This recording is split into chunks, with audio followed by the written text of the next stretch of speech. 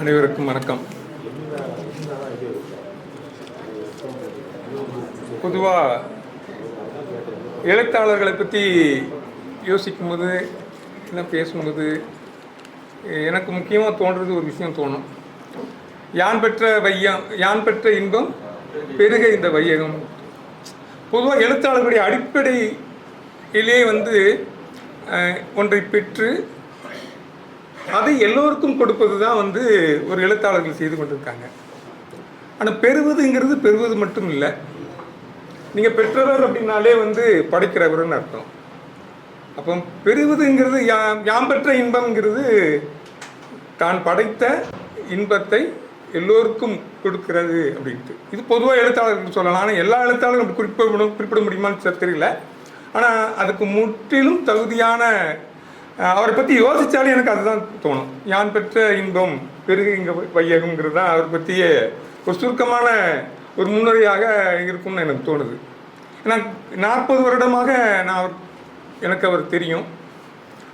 ஒரு 20-25 வருடமாக கொஞ்சம் நெருக்கமாக தெரியும். ஒரு 10 வருடமாக ரொம்ப ரொம்ப நெருக்கமாக தெரியும் அவரோட. 1985 நினைக்கிறேன், சாத்தூரில் வைப்பார் இருக்கும். இந்த வைப்பார் பக்கத்தில் எழுத்தாளர் தனுஷ்கோடி ராமசாமியினுடைய வீடு உண்டு. நாங்கள் அவரை பார்க்க போவோம். பார்த்த பிறகு அப்படியே இந்த வைப்பாத்தன் கரையில் உட்காந்து பேசிகிட்டு இருப்போம். அப்போ எனக்கு எழுத்தாளர் தமிழ்ச்செல்வன் யாருக்கும் தெரியாது. நான் அப்போ தான் பாண்டியன்கிராம வங்கியில் அங்கே போய் ஜாயின் பண்ணியிருக்கிறேன். அங்கே ஒரு எழுத்தாளர் இருக்கிறாருன்னு போய் பார்க்கணுன்னு ஆசை இருந்துச்சு. ஏன்னா எழுத்தாளர்னா அப்போ நீங்கள் ஒரு எந்த புத்தகத்தை பிரித்தாலும் ஒரு வாசம் இருக்கும்ல, அது மாதிரி எழுத்தாளர் பார்க்குறதுங்கிறது அப்படி ஒரு பிடித்தமான விஷயமா இருக்கும். அப்படி ஒரு எழுத்தாளர் இருக்கிறாருன்னு தெரிஞ்சு, ஏன்னா அவர் எங்களுடைய போராட்டத்தை வாழ்த்தி பேசினோடனே அப்புறம் அவர் கூட பழக்கமாச்சு. அவர் கூட பேசிகிட்டு இருக்கும்போது ஒரு நாள் சாயங்காலம் அவர் பேசிகிட்டு இருக்கும்போது அசோகவனம் ஒரு கதையை பற்றி அவர் சொன்னார். அது சொல்லும்போதே அவர் அழுதுகிட்டே ரொம்ப அவ்வளோ உணர்ச்சிவசப்பட்டு பேசினார். அந்த கதையை நீங்கள் படிக்கும்போது நமக்கு சாதாரணமாக தோணலாம். அந்த கதையை ஒருத்தர் எவ்வளோ அந்த சாத்தூர் கோயில்பட்டி பகுதியில் அந்த தீப்பெட்டி ஆஃபீஸுக்கு வேலை போகிறதுங்கிறது பற்றி தெரியும். விடிகாலையிலே அந்த தீப்பெட்டி ஆஃபீஸுக்கு நகரங்கள்ல அங்கங்கே இருக்கும் அந்த ஆஃபீஸ்கள். கிராமத்தில் இருக்கிறவங்கள அந்த ஒரு வண்டி போய் கூட்டுட்டு போகும். அவங்க அப்போவுமே முழிச்சிருப்பாங்க. அவங்க கழிப்பறைக்கு போனாங்களா, அவங்க உனக்கு போனாங்களா எதுவுமே தெரியாது. அப்படியே தூக்கி போட்டு போயிடுவாங்க அந்த வண்டியில். அந்த வண்டி எவ்வளோ நாருங்கிறதே தெரியாது. அப்படிப்பட்ட அந்த சூழல் எல்லாம் உணர்ந்த ஒரு மனிதன் அவர் ஒரு கதை எழுதியிருக்கிறார், கந்த கிடங்குன்னு.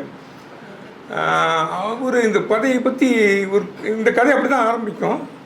அந்த மாதிரிங்கிற அந்த பெண்ணுடைய பற்றி கதை. காலையிலே அதுக்கு முன்னாடியே எழும்பி வீட்டில் நிறைய வேலைகள் செய்து, அம்மாவுக்கும் அண்ணனும் தூங்கிட்டு இருப்பாங்க, நிறைய வேலைகள் செய்து தான் அந்த வண்டியில் ஏறுவான் அந்த பொண்ணு. அங்கே போய் தீப்பெட்டி அடுக்குவாங்க. தீப்பெட்டிக்குள்ளே இந்த குச்சிகளை அடுக்குறது. அது ஒரு குச்சிக்குள்ளே ஒரு தீப்பெட்டிக்குள்ளே 70 குச்சி இருக்கணும். அவங்க வேகமாக அடுக்குவாங்க. எவ்வளோ அடுக்குறாங்களோ அதுக்கேற்ற மாதிரி கூலி உண்டு.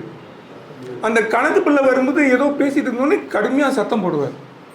சத்தம் போட்டு இன்னும் நீ 70க்கு மேலே வைக்கிற உள்ள திருப்பி எல்லாத்தையும் எண்ணி திருப்பி உள்ள வையும்பார். ஏன்னா பாதி வேலை போச்சு, எனக்கு எல்லாம் அடுக்கி வச்சு திருப்பி கொடுக்கணும். அதை திருப்பி எண்ணி திருப்பி உள்ள வையும். அந்த பொண்ணுகிட்ட சொன்னேன், அந்த வேலையெல்லாம் போன அந்த இதில் அது திரும்ப வச்சுக்கிட்டு இருக்கும். ஒரே வேலையை 2 தடவை பார்க்க வேண்டியிருக்கும். அப்போ பக்கத்தில் ஒரு பொண்ணு இருந்துக்கிட்டு இந்த வேலை பார்க்குற இந்த நேரங்களில், மற்ற சும்மா இருக்கிற நேரங்களில் நிறைய சினிமா மாதிரி நிறைய காட்சிகள் ஓடும். அதில் தங்கராசு அத்தான் மேலே அவளுக்கு இருக்கிற காதல், அவனை பற்றி நினச்சிட்டு இருக்குது, இதெல்லாம் ஓடிக்கிட்டு இருக்கும். இவன் சத்தம் போட்ட பிறகு அந்த சினிமா அந்த கனவு தான் நின்றுடும். முழுக்க வேதனை அழுகையோடு அந்த பொண்ணு மாறி இருப்பாப்புல. அப்போ பக்கத்தில் ஒரு பொண்ணு சொல்லுவாள், இன்னும் புருஷன் மாதிரி அதட்டிட்டு போகிறான், அவன் கெட்டின புருஷன் மாதிரி அப்படின்னு சொன்னோடனே அது பிடிக்கச்சு. தங்கராசை பற்றி நினச்சிக்கிட்டு இருப்பா. இவ்வளோ சட்டுன்னு இவங்க சப்போர்ட் பண்ணி பேசினாலும் அந்த வார்த்தை பிடிக்காது அவளுக்கு. தனியாக உட்காந்து அழுதுட்டு இருப்பா. அப்புறம் வீட்டுக்கு சாயங்காலம் போய் அந்த வண்டி விடும். அங்கே போய் நிறைய வேலை பார்ப்பா. உடலெல்லாம் அசதியாக இருக்கும். வெண்ணி போட்டு குளிச்சா கொஞ்சம் நாளாக உடம்புல நாத்தம் எல்லாம் இருக்கும். அப்படியே குளிச்சுட்டு படுப்பா. இதுதான் கதை. ஆனால் அதில் ஒரு வரியை எடுத்துக்கொண்டு அவர் அந்த கதையே வேற மாதிரி சொன்னார். அந்த கதையில் ஒரு இடத்துல வரும், அந்த படுக்கும்போது அம்மாவுடைய சேலையை எடுத்து போட்டு விரித்து அதில் படுத்தான்னு இருக்கும். அம்மாவுடைய சேலையை விரித்து படுத்த ஒரு பெண்ணுக்கு அது அசோகவனமாக இருக்குமானால் அது எப்படிப்பட்ட வாழ்க்கையில் இருக்கிறாள் என்று அந்த கதையே திரும்ப வாசிக்க வைப்பார். நான் சொல்லி அழுதார். எனக்கு முதல்ல அந்த கதை சொன்ன விதம், அந்த கதை, அதில் இருக்கிற இந்த விஷயங்கள் எல்லாம் புரிந்த பிறகு தான் தமிழ்ச்செல்வன்கிற பற்றி யோசிச்சுக்கிட்டே இருக்கேன்.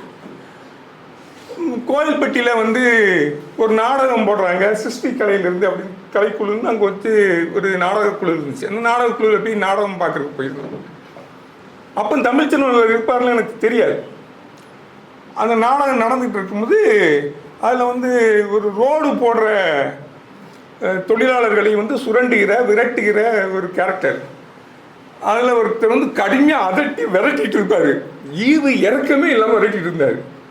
பக்கத்தில் இருந்து ஒரு சொன்னார், அவர் தான் எழுத்தாளர் தமிழ்ச்செல்வன்னாரு, ஒரு ரோடு கான்ட்ராக்டர் அவர். ஆனால் அந்த எனக்கு மற்ற அந்த அந்த சிருஷ்டி கலைக்குள்ள நிறைய நாடகம், ஆனால் அந்த கேரக்டர்லாம், அந்த ஒரு கேரக்டர் மட்டுமே அவ்வளவு அந்த பாடி லாங்குவேஜ்லாம் அப்படி இருக்கு. இவ்வளவு சாந்தமான ஒரு நிதானமான எல்லாத்தையும் யோசிக்கிற மனிதன், ஆனால் அந்த கேரக்டராகவே ஒரு பாத்திரமாக ஆயிருந்தார். அப்பவும் அவர் போய் நேரில் பார்த்து பேசுனது கிடையாது. ஆனால் பிறகு நான் வந்து எழுதின ஒரு கதை வந்து இலக்கிய சிந்தனை முதல் கதை வந்து மண்குடம் பெற்ற போது கேள்விப்பட்டு சங்கரன் கோயிலில் அங்கே அவர் தான் பேச போகிறார். அங்கே போயிருந்தோம். நீங்கள் தான் மாதவராஜா அப்படின்னு வந்து இறங்கி வந்து கையை பிடிச்சி கொடுத்தாரு. அப்போவுமே வந்து ஆனால் பாஸ்கர் சக்தி சொன்ன மாதிரி முதல்ல கதை எழுதுறவனை பாராட்டுற மாதிரி பாராட்டினார் என்னன்னு தெரியாது. ஆனால் கையை வந்து கொடுத்தோன்னே அப்பவுமே புரிஞ்சுக்கிட்டது என்னன்னா, யார் எழுதினாலும் ஒரு நல்ல எழுத்தை, ஒருத்தர் படைப்பை வந்து தேடி அவரை பாராட்டுகிற அந்த மனம் இருக்குல்ல, நான் அதை அப்பவே ஒருத்தர் பார்த்தேன். ஆனால் இன்னைக்கு வரைக்கும் வந்து அவர் வந்து அதை தோழர்கள் சொன்னாங்க, நிறைய பாஸ்கர் சக்தி கூட நம்ம பேசும்போது சொன்னார், எல்லாருக்கும் எழுதி பாராட்டுவார், நிறைய பேருக்கு முன்னுரை கொடுத்துருக்கிறாரு.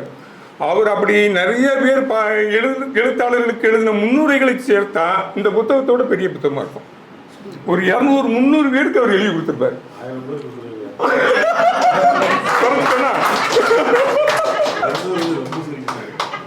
யார் புஸ்தகம் கொடுத்தாலும் அதை படிப்பார். அதுக்கு உடனே ஒரு முன்னுரை எழுதி கொடுப்பாரு. இதை விட 2 மடங்கு நிச்சயமா பெருசா இருக்கும். அவ்வளவு பெரிய எழுத்து. ஆனா இந்த எழுத்து யாருக்கும் தெரியாது, இது காற்றில் கறந்த மாதிரி இருக்கு. ஆனா அப்படி தொடர்ந்து எழுதி கொண்டும் வாசித்து கொண்டும் இருக்கிற ஒரு எழுத்தாளர் அவர். அப்புறம் என்ன, அவருடைய வெயிலோடு போய் சிறுகதையை படித்தேன். அந்த வெயிலோடு போய் கதையை வந்து அந்த நேரத்தில் எல்லாரும் பாராட்டுவாங்க. முதல்ல அந்த அட்டைப்படமே அவ்வளோ அழகாக இருக்கும். நெல்லையில் அந்த இசக்கி அவங்க தானே ஓவியர் இசக்கி எடுத்த படம், அது அவ்வளோ அழகான படம். அந்த கதை தொகுப்பில் இருக்கிற ஒவ்வொரு கதையுமே வந்து இன்றைய இளைஞர்கள் எல்லாரும் படிக்கலாம்.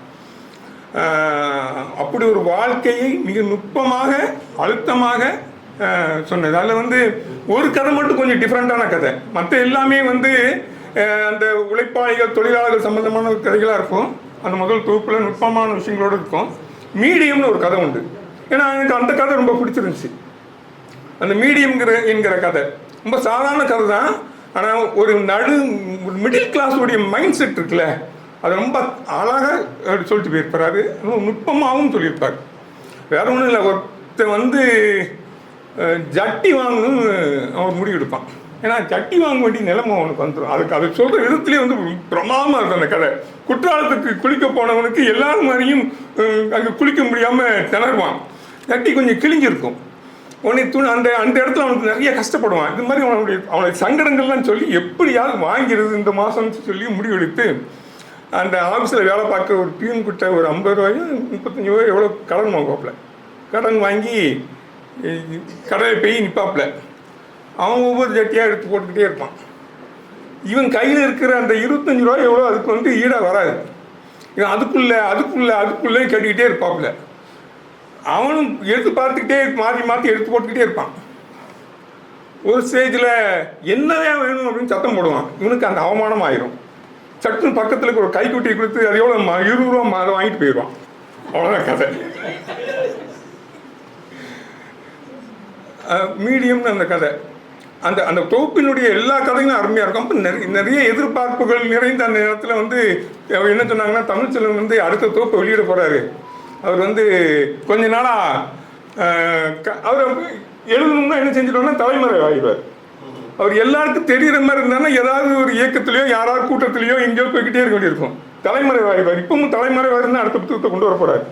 ஒரு 15 நாள் தலைமறை இருந்து ஒரு 10 கதை எழுதியிருக்காரு. அப்பவும் அதே மாதிரி வாலியின் தனிமைட்டு ஒரு தலைமுறை வந்து எழுதி ஒரு 12 கதை இருக்குமா தொடர்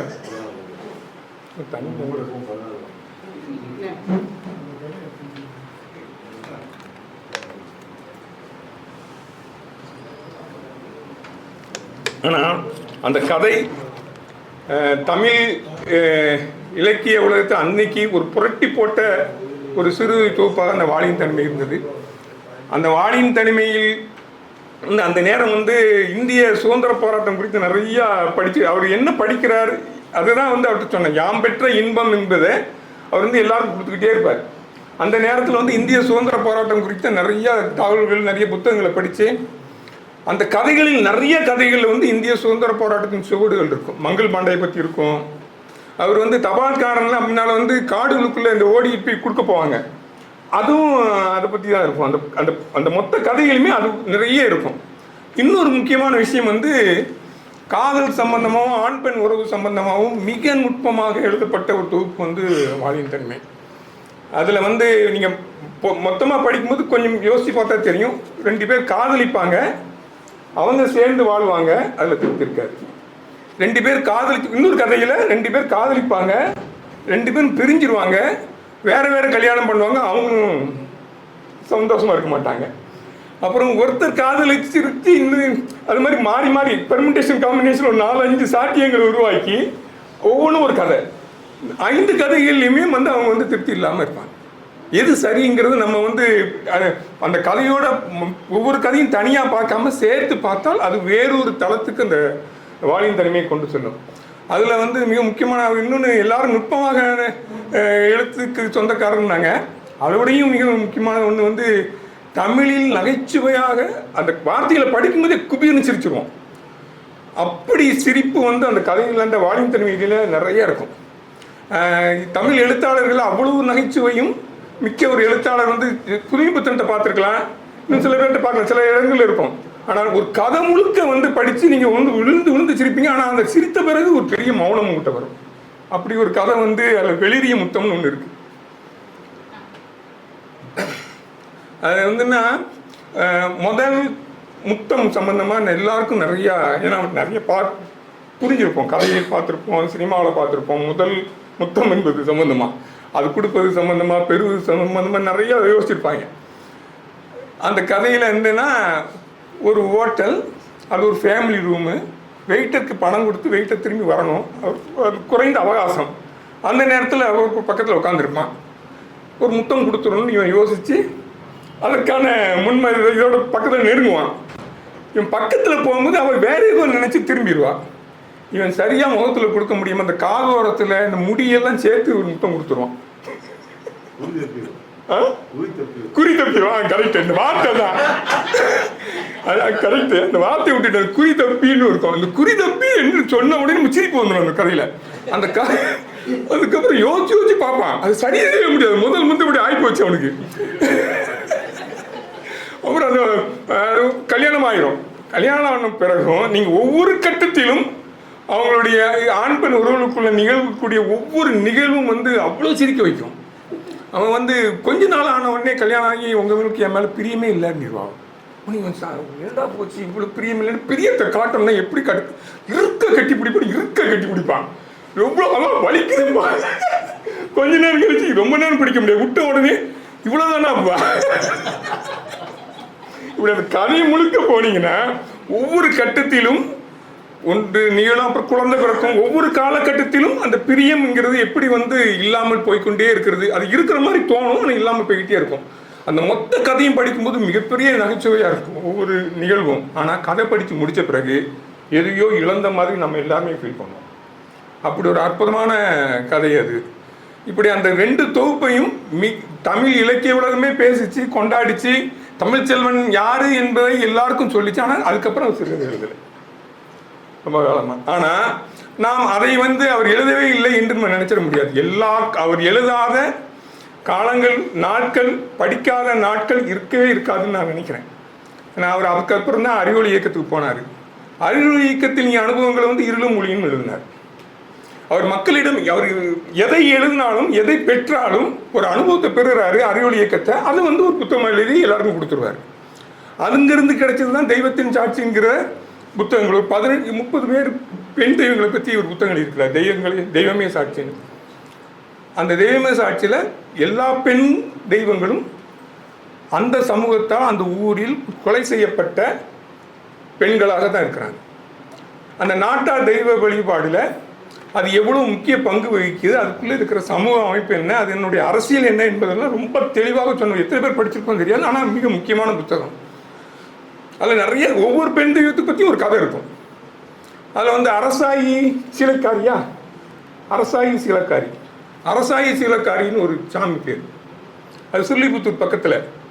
அந்த அரசாயி சீலைச்சான நம்மளுக்கு படிக்கணும் ஒன்றும் தெரியாது. அந்த காலத்தில் ஒரு பெண் பெரியவள் ஆகிட்டான்னா அவளை வீட்டுக்கு வெளியே தனியாக சின்ன குடில் மாதிரி போட்டு அதில் உட்கார வச்சுருவாங்க. அப்படி ஒரு வழக்கம் உண்டு. அப்படி உட்கார வச்சுருக்காங்க. அப்படி உட்கார வச்சிருக்கிற நேரத்தில் அந்த ஊரில் தீ பிடிச்சிருது.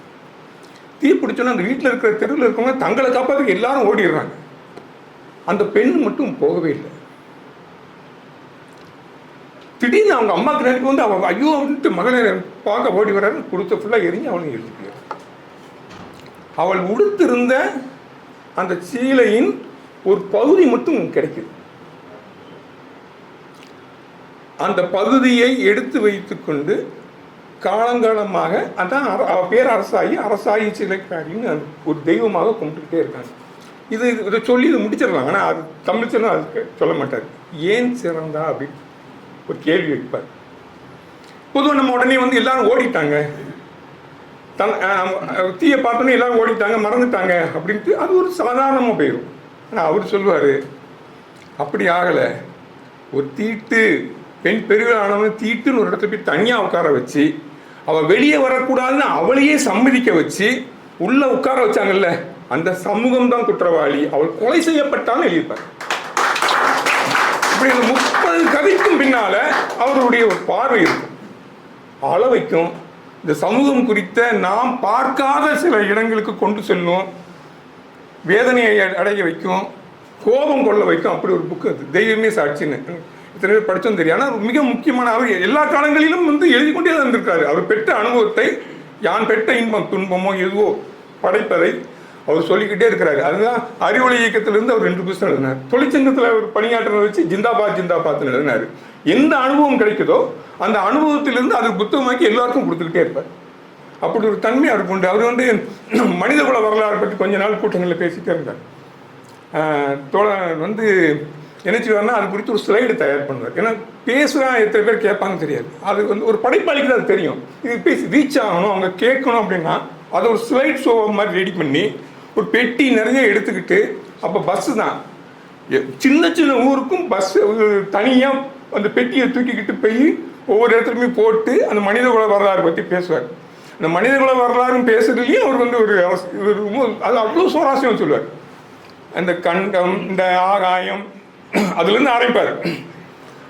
இந்த யூனிவர்ஸ் எல்லாம் சொல்லிட்டு அதுக்குள்ளே இத்தனை கோலங்கள் இருக்காது, பூமி, அதில் இந்த தெரியுது, இவ்வளோ சின்ன புள்ளியில் கூட நம்ம கிடையாதுலாம் சொல்லிட்டு இவ்வளோ புள்ளியிலும் இல்லாத நமக்கு ஜாதி எதுக்கு, மதம் எதுக்குன்னு கேள்வி வைப்பார். அப்படி எல்லாத்தையும் ஒன்று கொண்டு அதை தன்னுடைய இயக்கத்தோடு சொல்லிக்கொண்டே இருப்பார். அதை பற்றியான கொஞ்ச காலம் அறிவொளி இயக்கம் முடிஞ்ச பிறகு அதை செஞ்சார். அதுக்கப்புறம் இந்திய சுதந்திர போராட்டத்தை பற்றி படித்தார். அதை படித்தாருன்னா பக்கத்தில் இருக்கவங்க டிஸ்டர்ப் பண்ணுவார். அவர் டிஸ்டர்ப் ஆகிட்டாருன்னா பக்கத்தில் எல்லாம் எங்களை கூட்டு வச்சு போய் நாங்கள் உட்காந்து விசைன்னு ஒரு பத்திரிக்கை ஆரம்பிக்கணும்னு ஆதரவு ஆசிரியராக கொண்டு புத்தகம் வந்துச்சு. அந்த புத்தகத்தின் தயாரிப்புக்கு போய் உட்காந்துருக்கும்போது இந்தியா அவர் படித்ததெல்லாம் பற்றி சொல்லிட்டு இருக்கிறார். அதுலேயும் இந்த ஊர்வசி புட்டாலியா கதை எல்லாரும் படிச்சிருப்பீங்க. இங்கே இருக்கிற ஒருவர் பாகிஸ்தானில் இருக்கிற ஒரு பெண்ணை காதலித்து அந்த நாடு பிரிக்கப்பட்ட பிறகு அவங்கள போய் பார்க்க போய் கஷ்டப்பட்ட அந்த கதை அவ்வளோ துயரமான ஒரு கதை.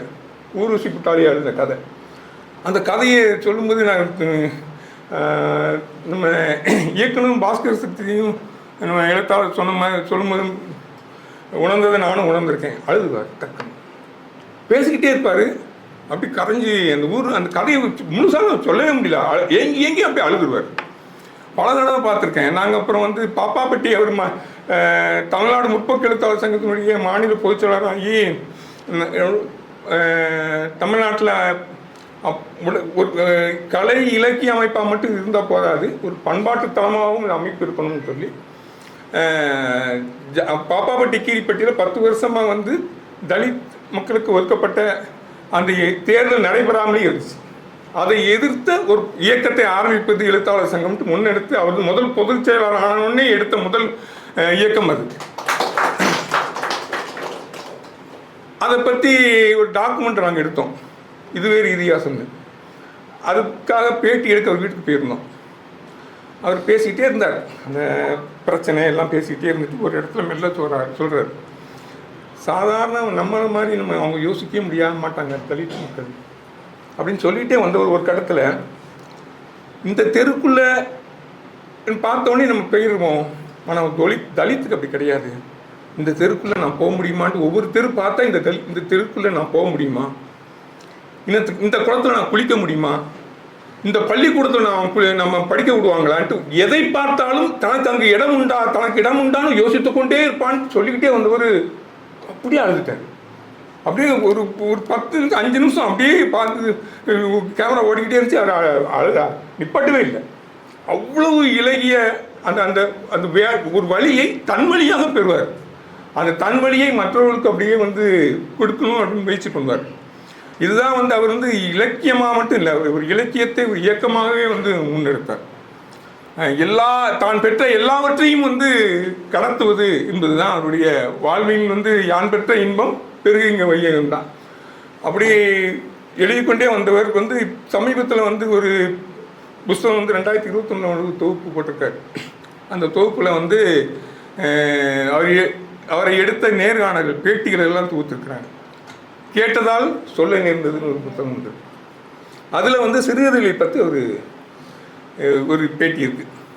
அதில் ஒரு இடத்துல சொல்கிறார், சிறுகதைகள் தான் என்னை வாழ வைக்கிறதுன்னு சொல்கிறார். அந்த இடம் வந்து இன்னைக்கு காலையெல்லாம் படித்தேன் அந்த புக்கை, எனக்கு ரொம்ப அதிர்ந்து ரொம்ப அழ வச்சுட்டு எனக்கு. ஏன்னா ஒரு 2 மிக உச்சத்தை தொட்ட ஒரு அற்புதமான சிறு தொகுப்பை வெளியிட்டவர் ஒரு 30 வருடம் அதை எட்டியே பார்க்கல. ஆனால் கவிதையும் எழுதவும் படிக்கவும் செய்து கொண்டே இருந்தார். எல்லா காலமும் செஞ்சுக்கிட்டு இருந்தார், அதை நிறுத்தவே இல்லை. ஆனால் புனைவாக எழுதலை. அவர்கிட்ட கேட்குறாங்க, அப்போ ஏன் எழுதலைன்னு கேட்குறாங்க. சிறுகதை தான் உங்களுக்கு உயிர்னு சொல்கிறீங்களா, இப்போ ஏன் எழுதுறீங்க அப்படின்னு ஏன் வந்து எழுதலை அப்படின்னு கேட்டால் அதுக்கு அவர் சொன்ன பதில் அதை விட நம்ம முக்கியமானது, அதை விடவும் முக்கியமான வேலைகள் எனக்கு இருந்தன. இந்த மக்களுக்கு நாம் சொல்லிக்கொண்டே இருக்க வேண்டிய விஷயம் வேறு நிறைய இருக்குது. இந்த இயக்கங்கள் சார்ந்து அது என்பதை அவர் காட்டியும் இருக்கிறார். அவருடைய இன்றைக்கு 30 வருடத்தில் புனைவு இல்லாமல் அபியுணர்வு சார்ந்ததாக ஒரு 40-50 புத்தகங்களாக எழுதிப்பார். சும்மா இருக்கல, அந்த காலகட்டத்தில் எழுதிக்கிட்டே தான் இருக்கிறார். சின்ன சின்ன புத்தகங்களால் ஒரு செய்தி இருக்கும் நாம் தெரிந்து கொள்வதற்கு. வஉசியை பற்றி அந்த சுதேசி கப்பலை பற்றி ஒரு சின்ன புத்தகம் 14 பக்கம் தான் இருக்கும். ஆனால் அந்த 14 பக்கம் புத்தகத்தையும் நம்ம வஉசியை பற்றி நம்ம படிச்சிருக்கோம், தெரிஞ்சிருக்கோம்னு நினச்சிக்கலாம், சுதேசி கப்பலை பற்றி தெரிஞ்சிருக்கோம் நினச்சிக்கலாம். ஆனால் அதை படித்தா தான் தெரியும் நம்ம இதெல்லாம் தெரிஞ்சுக்கிட்டதுங்கிறது. அந்த 1908ஆம் வருடம் வந்து தூத்துக்குடியில் வந்து முதலாக ஒரு தொழிற்சங்கம் ஆரம்பிக்கப்படுது. அங்கே ரேகை சட்டம் உண்டு. ரேகை தெரிஞ்சாதான், ரேகை தெரியறதுக்கு முன்னால் வேலைக்கு போகணும். அந்த அங்கே இருக்கக்கூடிய ஹார்வி மில்ல ரேகை தெரியாமல் போன பிறகு தான் வெளியே வரணும். அப்போ சூரியன் உதிக்கு முன்னாலே வேலைக்கு உள்ளே போயிடணும், சூரியன் மறைஞ்ச பிறகு தான் வெளியே வரணும். இதுதான் அங்கே இதே அவங்களுக்கான வேலை நேரமே. உள்ளே போய் வேலை பார்க்குறவனுக்கு அங்கே வந்து தப்பு பண்ணால் வந்து வெயிலில் நிற்பாட்டி வச்சுருவாங்க, கசையடி உண்டு, லீவே கிடையாது அவங்களுக்கு. அப்படிப்பட்ட கஷ்டமான ஒரு துயரமான சூழலில் இருக்கும் தொழிலாளிகளுக்காக அன்றைக்கு வந்து வ.உ. சிதம்பரம் வந்து அவங்களுக்காக குரல் கொடுத்து அதை கோரிக்கையாக வச்சு அந்த தொழிலாளர்களை திரட்டி ஒரு பெரிய போராட்டத்தை நடத்துகிறார். இந்தியாவின் முதல் தொழிற்சங்க போராட்டங்கிற மாதிரினா அதை பற்றியான ஒரு முக்கியத்துவம் வாய்ந்த செய்திகள் இருக்குது, தகவல் இருக்குது, ஒரு வரலாறு இருக்குது. அந்த நீங்கள் கப்பலோட்டி தமிழன் படம் பார்த்தா தெரியும். அந்த ஒட்டி தான் வந்து அந்த தொழிலாளர்களுக்கு ஆதரவாக வந்து ஆங்கிலேயர்களுக்கு முடிவெட்ட மாட்டேன்னு சொல்லுவாங்க, எதிர்ப்புலாம் தெரிவிப்பாங்க. அவ்வளோ உக்கிரமாக நடக்கும். அதனுடைய விளைவு 100-200% சம்பள உயர்வு கிடைக்கும், லீவு கிடைக்கும், எல்லாம் கிடைக்கும் உங்களுக்கு. மிகப்பெரிய வெற்றி கிடைச்சிடும். ஒரே வாரத்தில் திரும்ப ஒரு திருநெல்வேலியில் வந்து ஒரு ஏதோ துப்பாக்கி சூடில் வந்து திரும்பவும் வஉசி அரெஸ்ட் பண்ணிடுவாங்க. அரெஸ்ட் பண்ண உடனே ஒரு பெரிய அளவில் போராட்டம் நடக்கும். அந்த போராட்டத்தோட வந்து வஉசியும் சுப்பிரமணிய சிவாவும் அரெஸ்ட் பண்ணிடுவாங்க. திரும்ப நாம் பெற்ற அந்த போராட்டத்தில் வெற்றி பெற்றிருக்கல ஹாரியம் இல்லை, அத்தனையும் திரும்ப பெற்றப்பட்டு திரும்பவும் பழைய மாதிரி சூரியன் உதிப்பதற்கு முன்னால் வேலைக்கு போவது, சூரியன் மறைவதற்கு பிறகுதான் வேலை விட்டு வருவது, சம்பளத்தை எல்லாம் திரும்பவும் பழைய சம்பளம் ஆக்கிடுவாங்க. ஒரே வாரம் தான் அவங்களுக்கு கிடச்சிருக்கும். ஒரு வாரத்துக்குள்ளே திரும்பவும் பழைய நிலைமைக்கு வந்துடும். இது அந்த வரலாறு. இதை நம்ம படித்து மற்ற இடங்களில் கூட படித்து கூட தெரிஞ்சுக்கலாம். ஆனால் அதுக்கு பிறகு ஒன்று எழுதுவார். எல்லா இடங்களிலும் அதான் தமிழ்ச்சனுடைய சிறப்பாக நான் பார்ப்பேன். ஏன் அந்த நிலைமை ஏற்பட்டுச்சு அப்படின்னு பார்ப்பேன். அவர் சொல்லுவார், வஉசி அந்த தொழிலாளர்கள் போராடலை, அங்கே ஒரு தொழிற்சங்க அமைப்பு இல்லை. வஉசியை தாண்டி ஒரு இரண்டாம் கட்ட தலைவர்கள் யாருமே இல்லை. வஉசி மட்டுமே வந்து ஒருவர் மட்டுமே, ஒரு தனிநபர் மட்டுமே வந்து ஒரு இயக்கத்தை ஆரம்பித்து அந்த தனிநபர் இல்லாமல் போயிட்டா அந்த மொத்த இயக்கம் அடிவாங்க. அவர்கள் பெற்ற பலனெல்லாம் போயிடும். அப்போ ஒரு தனிநபரை சார்ந்து இருக்கக்கூடாது என்பதையும் சேர்த்து வந்து அந்த புத்தகத்தை எழுதி முடிப்பார். ஒரு அமைப்புக்கு எது தேவை என்பதை அதன் மூலம் அவர் தெரிவிப்பார். ஒவ்வொரு எந்த புத்தகமும் எதுனாலும் சரி அப்படி நிறைய செய்திகளை தகவல்களை புதுசாக இந்த சமூகத்துக்கு ஆரோக்கியமானதாக சொல்லிக்கொண்டே இருப்பார். அதை மாதிரி ஒரு புத்தகம் தான் இந்த தமிழ் சிறுகதைகளின் தடங்கு. நிறையா பேராசிரியர் சொன்னாங்க, ஒரு அதை படிப்பதற்கு வந்து மெனக்கடே வேண்டாம். நிறைய பேர் படிக்கலன்ட்டு ஆதங்கப்படுவார். ஆனால் அதை படிக்க ஆரம்பித்தா அதில் இருக்கிற சுவாரஸ்யம், அதில் இருக்கக்கூடிய நாம் தெரிந்து கொள்ளாத செய்திகள் இருக்கு. நம்ம படித்த நிறைய கதைகள் இருக்கு. நம்ம படித்த நிறைய எழுத்தாளர்கள் இருக்காங்க. கூப்பாராவை நம்ம படிச்சிருப்போம், அழகசாமியை படிச்சிருப்போம், கந்தர்வனை படிச்சிருப்போம், மௌனியை படிச்சிருப்போம், புதுமைப்பித்தனை படிச்சிருப்போம். நம்ம எல்லாம் படிச்சிருப்போம். படிக்காத மாணவியரை படிக்கலை நான். அது மாதிரி படிக்காத நிறைய எழுத்தாளர்களும் இருக்காங்க, படித்த எழுத்தாளர்களும் இருக்காங்க. இதை பற்றியெல்லாம் என்ன சொல்கிறார் என்று நம்ம தெரிந்து கொள்வது அதில் ஒரு சுவாரஸ்யம் இருக்குது. இன்னொன்று, நம்ம பேராசிரியர் சொன்ன மாதிரி ஒவ்வொருத்தரை பற்றி அந்த காலகட்டம் என்ன, அவங்க வாழ்க்கை சூழல் என்ன, ஏன் இப்படி எழுதுகிறாங்க. இப்போ மௌனியை பற்றி ஒரு விமர்சனம் வைக்கிறார். அந்த மொத்த சிறுகதை இந்த தடங்களே மிக முக்கியமாக சொல்ல வேண்டியது என்னென்னா, யாரையும் அது நிராகரிக்கலை, நெகட்டிவாகவும் பேசவே இல்லை. இந்த மொத்த சிறுகதை திறனுடைய மிக சிறப்பான விஷயம் நான் பார்க்க, நெகட்டிவாகவும் சொல்லலை. ஆஸ் இட் இஸ் என்ன இருக்கோ அதை அப்படியே சொல்கிறார். நீங்கள் தீர்மானிங்க. ஆனால் நீங்கள் தீர்மானிக்கிறது சரியாக தீர்மானிக்கிற மாதிரி சொல்கிறார். ஆனால் உங்ககிட்ட தீர்மானிக்கிற இடத்தை கொடுத்துருவார். மௌனியை பற்றி பேசும்போது அவருடைய கதைகள், அந்த ஏன்கிற கதை வந்து படித்த காலங்களில் அப்படி கிறக்கமாக இருக்கும். தோழரும் அதுதான் சொல்கிறார். ஏன்கிற கதை ஒரு பெண்ணுடைய கண் பார்வையில் இருக்கிற ஒரு காலகட்டம் மாறும். அந்த பருவம் அடைஞ்சவுடனே ஒரு கவனம் உள்ளுக்குள்ள இந்த பார்வைகள் எப்படி வருதுங்கிறதுலாம் ரொம்ப துல்லியமான ஒரு கதை. எழுத்தாளர் ஜெயகாந்தன் வந்து தனக்கு மிகவும் பிடித்த எழுத்தாளர்னு மௌனியை சொல்கிறார். புதுமைப்பித்தன் வந்து சிறுகதைகளையும் திருமூலர்னு சொல்லியிருக்காரு. ஆனால் இவர் எழுதுறார் என்னெல்லாம் நடந்திருக்கு அப்படிலாம் எழுதிட்டு அவர் வாழ்க்கையை பற்றி சொல்கிறார். அதாவது நம்பிக்கையின்மை, நிச்சயமின்மையை பற்றி தான் வந்து அவருடைய கதைகள் நிறைய பேசுது. அதெல்லாம் நம்ம அவர் சொல்லக்கூடிய கதைகளே இருக்குது. அவர் சொல்லிக்கிட்டே வந்துட்டு அவர் என்ன சொல்கிறாரு, அவருடைய ரெண்டு புத்திரர்களும் வந்து இறந்துருவாங்க. மூணு பைத்தியமாயிடுவார். அந்த புத்திர சோகத்தில் அவர் வாடுவார். அதனுடைய விளைவு தான் ஒரு நிச்சயமின்மைங்கிறது அவர் கதைகளை எதிரொலித்து கொண்டே இருக்கு. அவர் வாழ்ந்த அதே காலத்தில் தஞ்சை மாவட்டத்தில் பண்ணை அடிமைகள் கிளர்ந்து எழுதிய போராட்டங்களை பற்றியே எழுத வேண்டும் என்பதே அவருக்கு தெரியல. அது முக்கியமான விஷயமாவே படலை. அந்த சமகாலத்தில் என்ன நிகழ்ந்ததுன்னு சொல்றாரு. அவர் வாழ்ந்த ஊரில் என்னெல்லாம் நடக்குது அதை பற்றி அப்போ எழுதவே இல்லை. அவர் தன்னுடைய புத்திர சோகத்தினால் ஒரு நிச்சயமின்மையை பற்றிய கதைகளை எழுதி கொண்டே இருக்கிறான்ட்டு அதைக்கும் அவருக்காக அவர் கொஞ்சம் பேசிட்டு கடைசியாக முடிக்கும்னு சொல்வார். அதனால் இவர் திருமூலர் என்று சொல்லி அவரை மௌனியுடைய கதைகளை நாம் எல்லோரும் படிப்பதாக படிங்கள். அவரை திருமூலர் என்று சொல்லி நம்மளுடைய முன்னோடிகள் மற்றவர்களை அவமானப்படுத்த வேண்டாம் அப்படின்னு சொல்லி முடிச்சிடுவார்.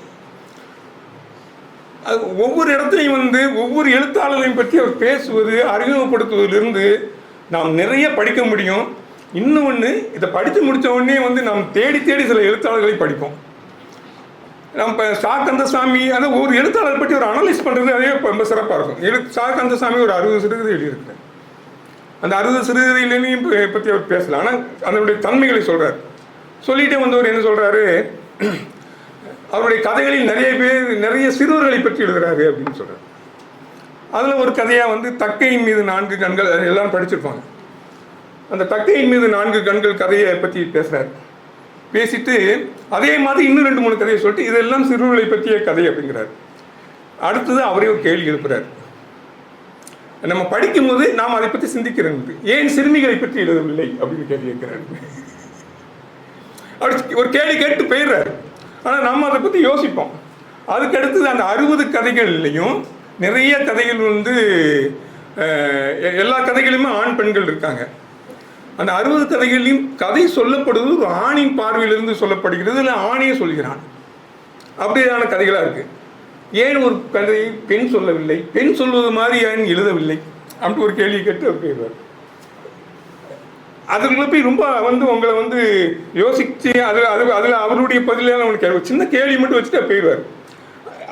நம்ம அதை தாண்டி போகாமல் அவர் எழுதின கதைகளை படித்தா அதுக்கான விடைகள் கிடைக்கும். இது மாதிரியான தன்மை வந்து நிறைய இருக்குது. மாதவையா பற்றி சொன்ன கதை என்னன்னா, முதல் 2வதே வந்து மாதவையான்னு நினைக்கிறேன். வ.உ.சி. ஐயர்.